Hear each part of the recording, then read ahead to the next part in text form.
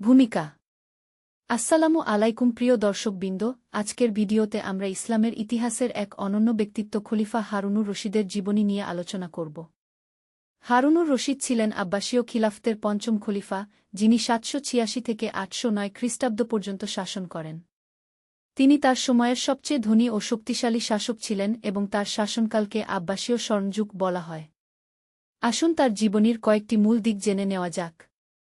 মূল তথ্য: ১. জন্ম ও শিক্ষা। হারুনুর রশিদ ৭৬৫ খ্রিস্টাব্দে রেইতে জন্মগ্রহণ করেন। তার পিতা ছিলেন খলিফা আল মাহদী এবং মাতা ছিলেন একজন গ্রিক দাসী। তিনি একজন ধর্মপরায়ণ ও সুশিক্ষিত ব্যক্তি ছিলেন এবং তিনি ইসলামের শিক্ষাগুলি ভালোভাবে জানতেন। ২. রাজনৈতিক জীবন। হারুনুর রশিদ ৭৮৬ খ্রিস্টাব্দে তার ভাই আল-হাদির মৃত্যুর পর খলিফা হন। তিনি তার শাসনকালে সত্য, ন্যায়বিচার ও সমতার নীতি প্রতিষ্ঠা করেন। তিনি তার রাজ্যের